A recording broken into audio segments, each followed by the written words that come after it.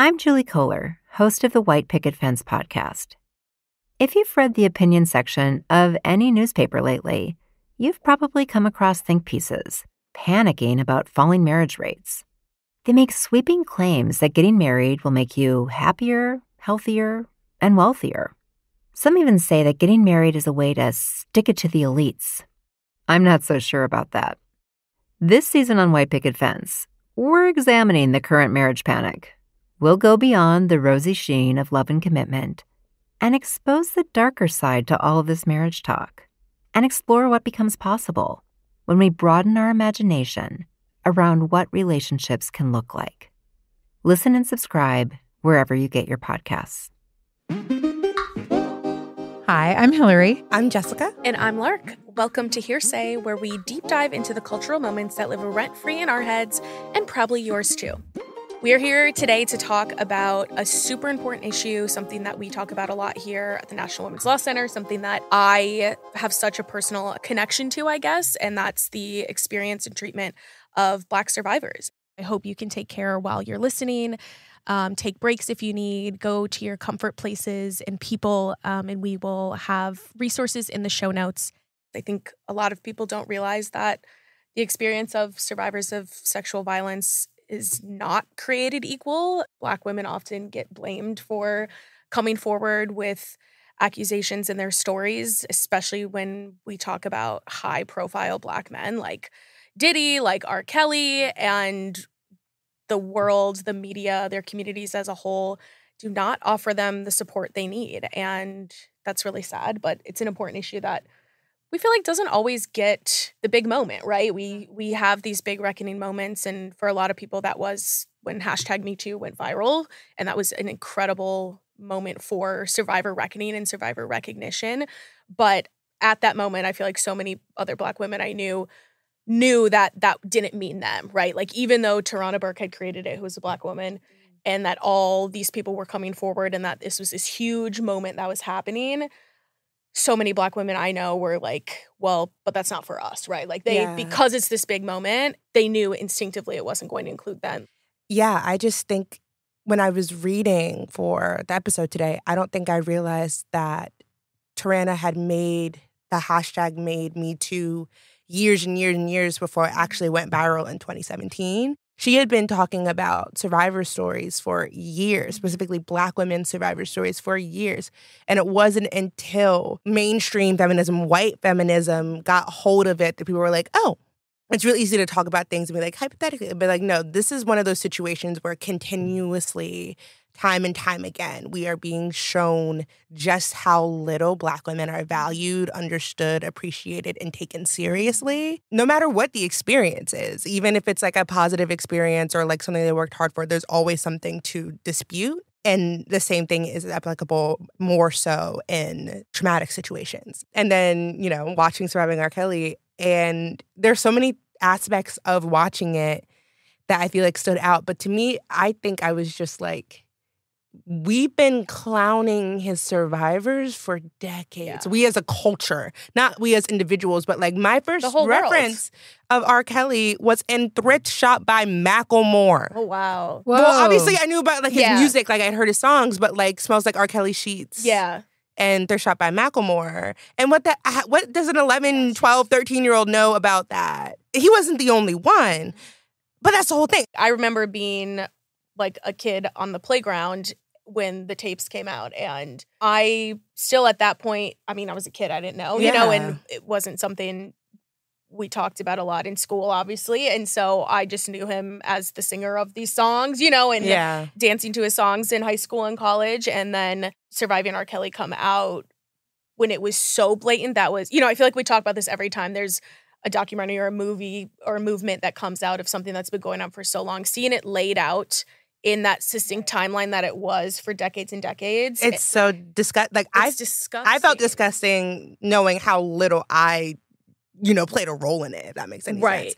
Like, I was just like, but I felt guilty. Like, I was like, we should feel bad as a society for how we treated R. Kelly survivors, but also, it doesn't have to be an egregious case. Right. For survivors to be taken seriously. Well, it does, though. I mean, it shouldn't have to. It shouldn't have to be. it does have to be, because they had to get 2+ decades worth of documentary material to make this for people to realize that, like, oh, this actually isn't funny anymore, even though it was actively happening. It was a joke. It was like a punchline for at least my generation at that point. But it's like, to what degree, and granted, this is like not at all related to our work, but I guess in terms of how do we support survivors and deplatform abusers, assaulters, rapists. So yeah, how do you deplatform people? And like, I was thinking about how Megan Thee Stallion, when she was shot in the foot, and Kehlani had a track with Tory Lanez. She took him off, like, if not on Spotify anymore. Like, I think she made a statement about it, but I can't be too sure. Lady Gaga did the same with her song with R. Kelly. Oh, really? So Lady Gaga and Dua Lipa ended up taking the baby off, but not because of Meg, but because of homophobia, which is still, bad. But at the same time, you have these prominent artists like, well, at one point, the baby was prominent. Now he's not, thank God. Drake, Nicki making jokes about Meg, who survived an assault. And, like, actively, like, it's been years. All of them. Every rapper came to his support. A man Tory Lanez, who is not was, like, barely, famous, not popular, not well-liked. Random man. And everyone was showing their ass supporting him. And, I mean, obviously, everyone should support survivors, but in this instance, for deplatforming people, it's going to take other powerful men. Right. And so far, they have not been willing to give up a because they don't want anyone to cent. come for them. No, because they're all complicit. Right, it's exactly. Like, it's so insidious, and I think that is something that I saw clearly in my own life the most with R. Kelly and Bill Cosby, is seeing older family members especially still to this day proclaim Cosby's innocence and talk about, well, but he did so much for this. He elevated this. But the thing is, he didn't. R. Kelly did. Right. And it's like, you don't if you also are assaulting everyone you come in contact with. Like, then that negates every good thing you did, because you were doing that to cover up all the bad things you were doing. You can even go more into, like, yes, Bill Cosby had, like, a primetime show about, like, a Black doctor and a Black lawyer having, like, a family and everyone. And he gave tons of money to universities, but he also, in addition to, assaulting people, preached all of these, like, respectability politics, which... Not helping anyone. And then look at what you did. Like, there's so many layers, which ended up, like, he only wanted to help a certain kind of Black person. Correct. And even still, that is negated by everything that he has actually done to harm women, people, for generations. And I read the book Solace, The Case Against R. Kelly, a couple years ago. And he talks about that, how you were saying Cosby was uplifting a certain type of Black person. R. Kelly was also, he was out there on the South Side. I have family members that remember seeing him at basketball games. He was at the Rock and Roll McDonald's. That was his favorite place to traffic children. I was about to say, McDonald's? Yeah, but it was the spot kids to hang out with. No, after I'm saying, school. like, McDonald's does not scream adult to me. That's why I was just putting it together. I was like, wait a second. But he was someone who got famous, but, didn't leave the neighborhood behind, right? He's still there. He's still sponsoring stuff. And that covered up so much for so long. There's a moment where you know about somebody and other people don't, maybe, or they are choosing not to listen. And you have to decide, like, how much, with your family members, how much with your friends are you going to be what is labeled the killjoy, right? But it's also, like, the person who can, like, this doesn't happen if we don't have these conversations. There's a personal cost to every single person, whether, to say, don't listen to that anymore, don't watch that anymore. You sort of have to sigh and, like, go down. Right. And it's not fun. Right. And it's all fun. Right. And who wants to do that in an entertainment where it's supposed to be fun? Right. But I just feel like the cost of not is so great for the message that you send over and over again to the people around you who have been assaulted or who are survivors, or, like, to our kids to watch and say, like, yes, this person did something wrong and they've never atoned for it, but we're all going to just move on because they're really rich and powerful and made a song that you associate with your childhood. I feel for people in that position, and yet I don't think we have, like, a moral choice. No, I agree. Like, I mean, yeah, maybe it is easier for you, but some people just got to be for real. Yeah. I took out a word in between be for real.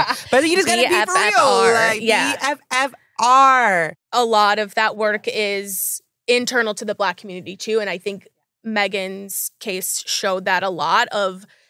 It was a lot of Black people not believing her and saying, let me see the facts, reading the court transcripts and still not believing her. No. And she was someone who was showing her support for Black men and the Black community when it comes to the carceral system. She didn't call the police. She refused. She tried to protect them. She first said nothing happened, tried not to do it, and everyone attacked her from the get. The internal stigma and shame for all survivors is so almost insurmountable, and I think that's something we saw a lot in surviving R. Kelly and in the Mute R. Kelly movement of the shame we put on young Black girls of calling them fast and adultifying them and putting the blame on them. That is something we all can hold. Whatever your feelings are about someone, you need to keep people safe. And I think framing it in that safety way is the key to do it. And I do think Meg's case brought that because there unfortunately was gun violence. I think it's easier for people to see the direct harm in that.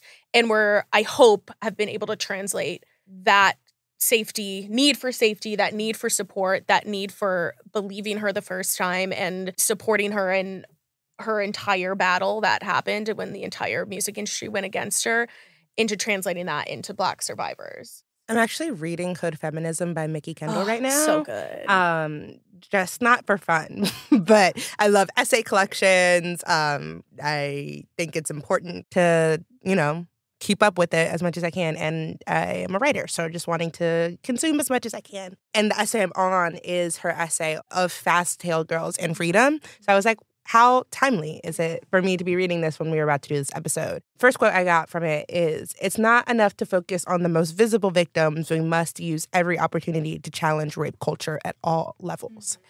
And then the other quote, "When the humanity of women of color is erased by these dehumanizing tropes," mainly talking about like adultification and objectification of women, "the duty of feminists is to push back. Instead, all too often, women of color are left to explain and fight on their own because some of the same feminists who understand objectification when it comes to them suddenly can't understand it if it's someone else." And so I think it's just like, it is just so easy to decide to believe people. Yeah. And you don't have to know someone that's been impacted personally to say, I believe you.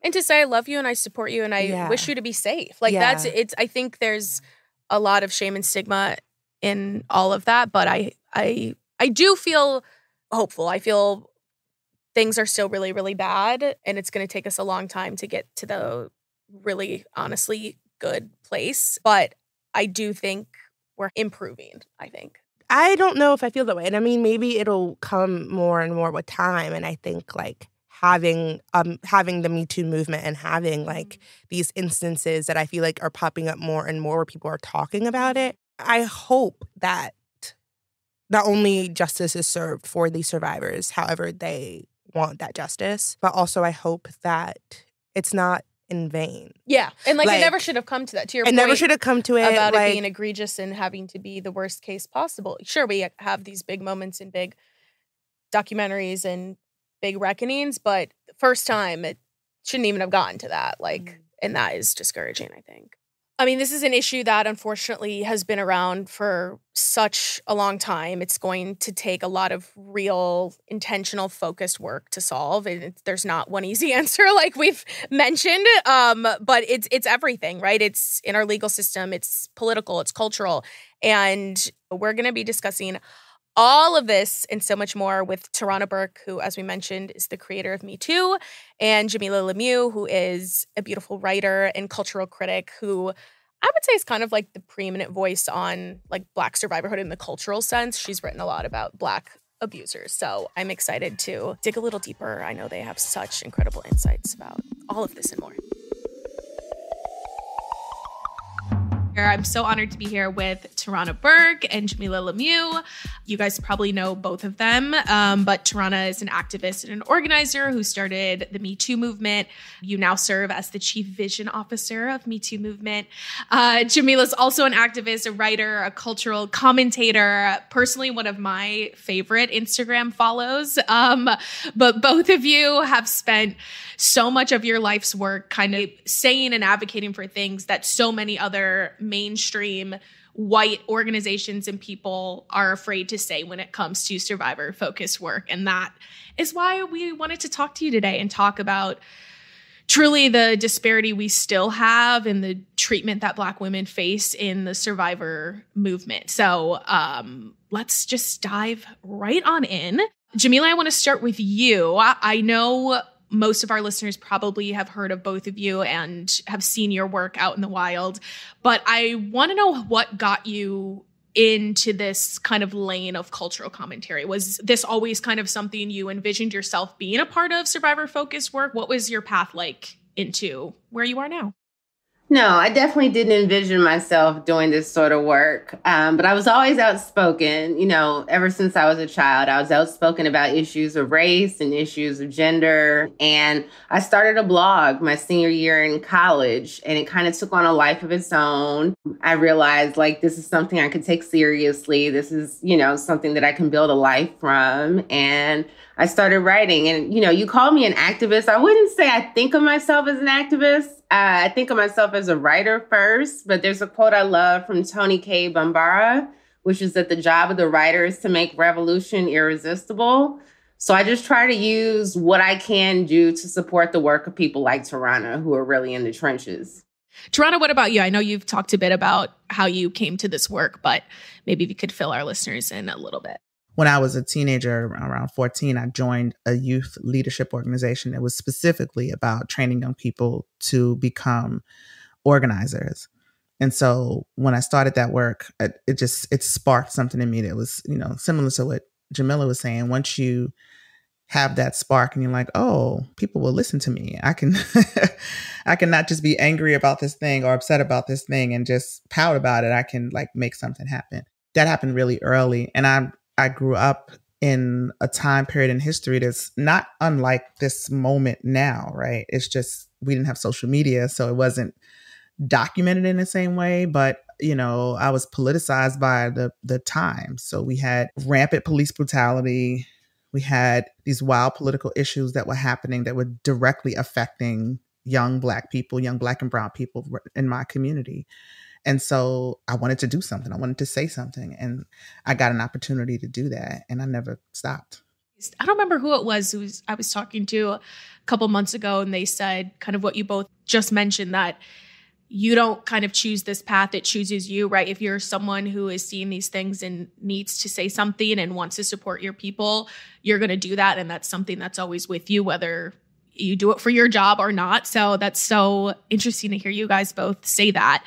And talking about the times we're in, like you just mentioned, Tarana, I'm wondering, we all are living these issues that we're working on, right? We're Black women, we're here, we're seeing it affect our communities, and especially during these public inflection points, right? Where the whole world or most of the country is tuned in to one moment, especially when it comes to sexual violence. We're seeing and also feeling the stark contrast of what white survivors and Black survivors face in those moments, right? How they're treated in the media, in their communities, in the carceral system, that happens at every single point. And I'm wondering for both of you, maybe Tarana, we'll start with you. Were you surprised by this? How do those inflection points make you feel? I'm presuming neither of you are shocked. None of us, I think, who are not white are shocked by that. But what do those moments show up like in your life? I mean, I've said this over and over again, is that we are socialized to respond to the vulnerability of white women in this country, really around the world. But even white women can't stop that. You know what I mean? Even the most well-meaning white women can't stop that, because it is how this country was set up. White women who have their own set of oppressions that they deal with were shocked when they got their voices heard around sexual violence and sexual harassment and things like that. What we often see, which is oh, look, we're being seen, so everybody's being seen. Their visibility is visibility for everybody, and forget to look back and see what's underneath this big umbrella that they've opened up. It's not an umbrella, it's a blinder. And they don't realize that. And so it takes us to cut a hole in that umbrella and peek our heads out and say, hey, there's some other people back here. Black women are the second largest group of survivors in this country, survivors of sexual violence. The first group is Indigenous women, completely erased from this conversation. So not only do we have to hold up a flag for ourselves, we also have to say, and look at our sisters. We're number 2, and we are a large group. Y'all don't even think about number 1. I mean, the whole spectrum of the R. Kelly situation is a perfect example. Folks like us, Jamilah and I, have been talking about R. Kelly for years. Z on the end, years. Mute R. Kelly preceded Me Too. The women who were talking about that was ramping up. Survivors of R. Kelly who were coming out, breaking their NDAs. That story was written in August of 2017. These were Black women who were deciding that we have to amplify these stories. Then you had October come and overshadow those stories because that story wasn't important. BuzzFeed had broken that story in August and it got a little bit of whatever. But of course, it was Black women who were amplifying that. It was Black women who were saying, oh my gosh, look at this. We need to mute R. Kelly. The wave of Me Too allowed that to get amplified even more. But Black women started that lift, as usual, beforehand. There's a Black woman at the center of this who needs to have visibility, right? Those of us in it, you know, if you're a Black woman and you're in survivor work, you knew about Mute R. Kelly, like you said. So I'm wondering, Jamilah, if you could talk a little more about what that felt like to you to have been someone sounding the alarm on this, saying this is what's going on, and then watching that wave kind of come and go. What has that felt like for you? There's part of me that's still surprised we were actually able to take R. Kelly down. You know, it went on for 30 years. It went on for 30 years, right? And so the progress that we've seen towards refocusing how people think about sexual violence in the past 5 to 8 years has been heartening, right? But there's still just so far to go, you know, and it's not lost on me that R. Kelly had to be this prolific abuser, right? Because when somebody has one allegation of sexual assault, oh, well, he said, she said, you know, like we're still fighting that battle. We're still trying to get people to be believed. If we can only take down the big ones, we have a problem, you know? So there's still so far to go. I'm wondering, Jamilah, you talk a lot about the cultural kind of ripple down effects, right? That how we choose to treat survivors and who we decide is an abuser ripples down into how boys treat their classmates in school, you know, how people approach you on dating apps, how people feel empowered to comment on your Instagram. Like, I'm wondering if you have seen a change or a shift in the culture, both within our communities and outside our community. I've seen some change. I see it primarily with younger people. I always joke that I like, you know, I'm single. I like younger men because they have better gender politics. You know, like I've never had an R. Kelly, Bill Cosby argument with a guy in his early 30s. You know, but if you talk to a guy in his early 40s or early 50s, you can get your feelings hurt real fast. So I do think that, you know, we're lucky that 2 generations of young people have watched Me Too, you know, become a normal conversation, right? Something that's part of the culture, something that we're dealing with on a regular basis. And I think it's going to impact how many of them, not all of them, but how many of them operate in the world. But when it comes to Gen Xers and older millennials and baby boomers, there's still a lot of people that are holding on to those old attitudes, that victim blaming, you know, that proclivity we have to make excuses for Black men, particularly powerful Black men. I think the future is brighter than what Tarana and I have grown up with, you know, but there's still, I said before, long way to go. I see it too. I have older relatives, you know, still on Facebook posting anytime there's an update or still reclaiming and proclaiming someone's innocence. And it's like, you are my auntie and I love you so much in every other way, but I'm begging you to see this. And it's so interesting. Tarana, did you want to touch on that? Well, but I think that's why movement building is important, and to move people away from these case by case kind of conversations. And it's important for us to create spaces where we can have the conversation when it's not a case in the news, when it's not about a beloved figure or a popular icon or whatever, in a movement that is taking it back to the community and back to people to have this conversation. You know, we partnered with Black Voters Matter and created this voter guide. And the voter guide, it's a C3 voter guide. So it just asks questions. It's questions that for folks to ask themselves and ask their politicians about what survivor justice looks like. You know, like, how are you keeping this community safe? When you say safety, does it include all of these ways to prevent sexual violence or to support survivors? But when we were out in the community, posted up on in a parking lot of a AutoZone, talking to people, of course they were like, "Oh yeah, that's Me Too thing. That's that R. Kelly, that Diddy, whatever." And I'm like, "Yeah, let's talk about your pastor. Let's talk about your uncle. Let's talk about your auntie." You know, these big celebrities become an avatar for people, right? And they become an escape from having real conversations about what's actually happening in our communities. They are a proxy for the real people that are causing trauma inside of our lives. And because it's an deeply intracommunal issue, it's really hard to talk about. It's really nuanced to talk about, but we have to have these conversations. And it's also bigger than what's happening between, say, Black men and Black women. We don't talk about children and protecting our children. We don't talk about elders. We don't talk about the disabled. We don't talk about trans folks and queer folks. Like, it's a much deeper conversation about what's happening inside of our communities. And if we can move the conversation to a conversation about safety, what does it really mean to have a safe community? Somebody gets shot in the community, we get our T-shirts together and we, rest in peace, and we have our rallies and we say, I want my children to be safe. But when somebody is raped in our community, a child is molested in our community, everybody gets quiet, right? So if we really want to have conversations about safety and community safety, we need to elevate these conversations when it's not, or take advantage of them when it's a celebrity and flip it. And when it's not a celebrity, when it's not that time.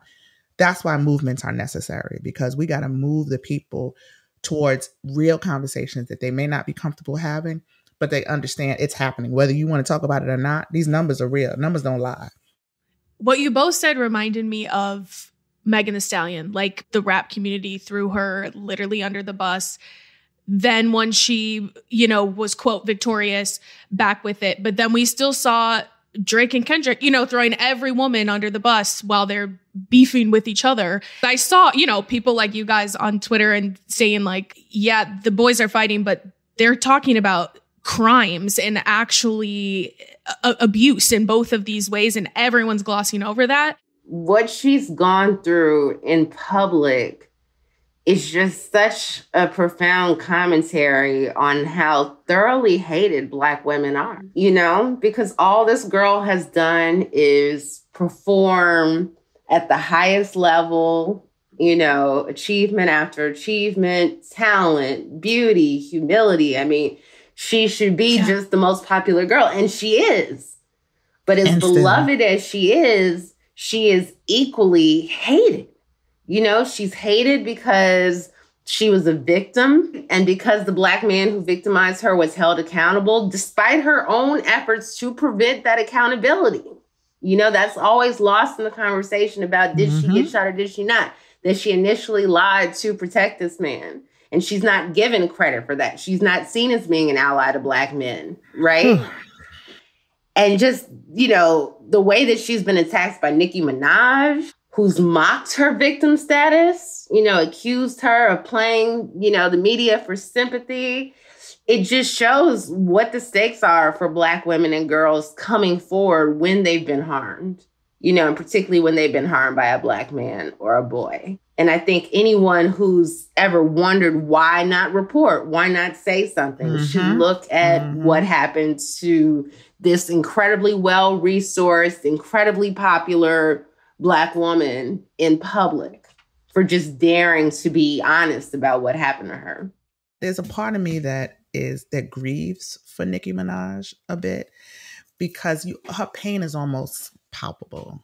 It almost feels like somebody who loves her deeply needs to pull her to the side and say, what is the matter? This is not the way. This is not a healthy way for you to deal with whatever the missteps that you've made that nobody gave you grace for.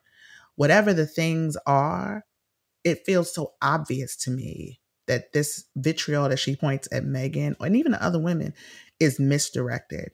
I mean, I'm all for a battle, right? I'm from the hip hop perspective, but it just doesn't feel like that. It feels like there's something else underneath that is a type of pain that God knows what her real story is. and what she had to hide and hold and eat to get to where she is. And Megan has decided to stand up for herself and say, I'm not going to do it. And like, I wonder what that unleashed.